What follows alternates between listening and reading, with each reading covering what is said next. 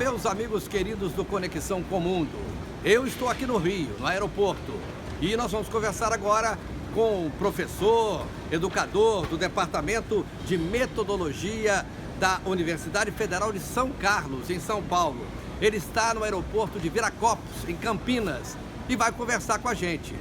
Professor. Olá, Gelson Cunha.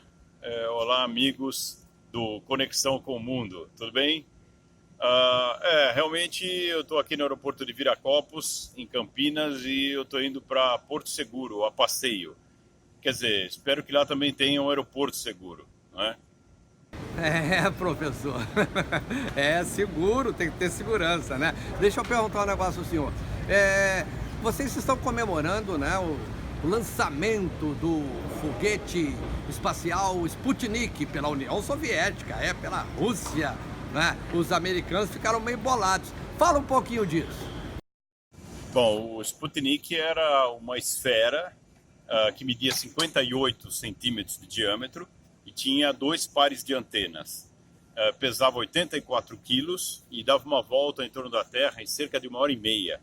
Bom, naquela época ele chegou a dar 1.400 voltas ao redor da Terra e depois de 3 meses ele caiu, não é? Como acontece com a maioria dos satélites.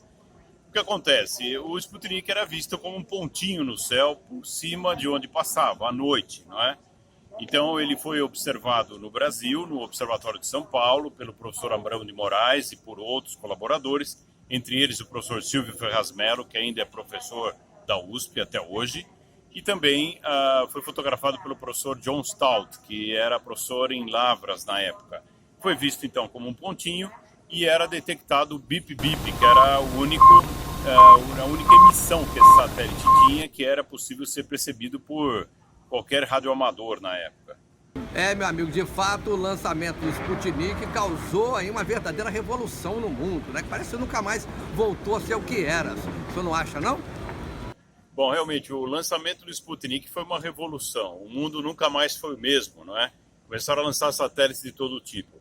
Mas o maior impacto foi na questão americana, porque os americanos achavam que seriam eles os primeiros a lançar um satélite. E como não fizeram isso, o orgulho americano foi muito ferido e começaram a se questionar o que acontecia na União Soviética. Por conta disso, mudaram o sistema de ensino. O sistema de ensino de ciências teve uma grande mudança e o resultado disso foi a invenção de novos programas curriculares que eles fizeram, não é? Esses programas foram traduzidos para vários países, por exemplo, aqui no Brasil. Isso é que nós chamamos na época lá o que aconteceu de transplante de currículos. Quer dizer, isso na verdade não foi muito adequado para o Brasil, mas causou impacto em países como o Brasil e países periféricos que tinham influência norte-americana. Interessante. Agora, quais foram as consequências do lançamento do Sputnik?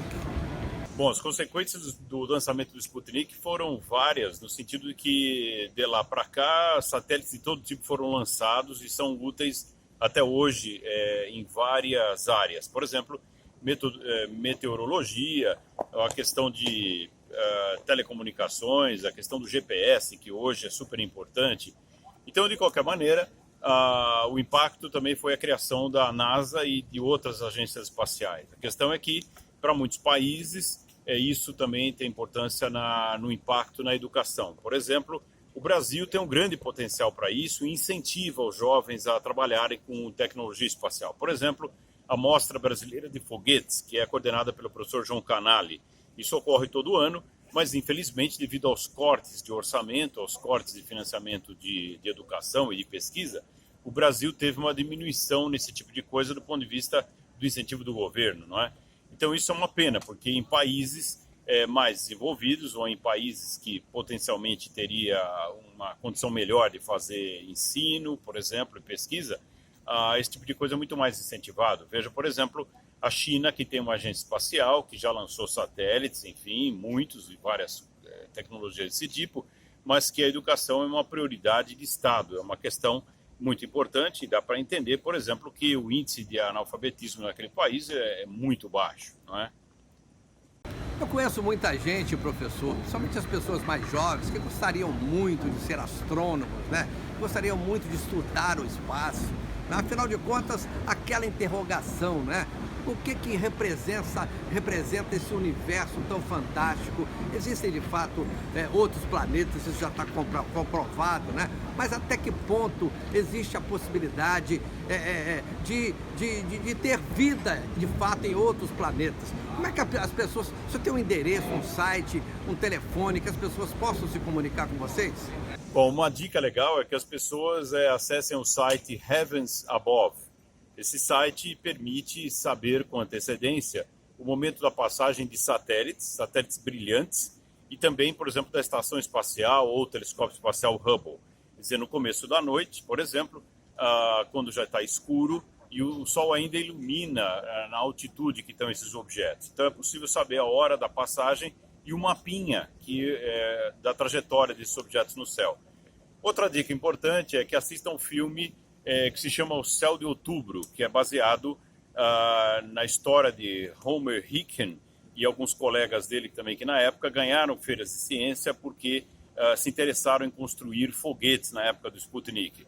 Isso é baseado também no livro que se chama Rocket Boys. Então vale a pena assistir o filme, que é inspirador, e também um filme brasileiro da época da Atlântida, uma chanchada chamada O Homem do Sputnik, com Oscarito e outros atores da época, muito engraçado, que faz uma crítica à época da Guerra Fria, e vale a pena darmos risada nesse tipo de conteúdo, porque foi uma produção muito importante aí nessa época da história do cinema do Brasil.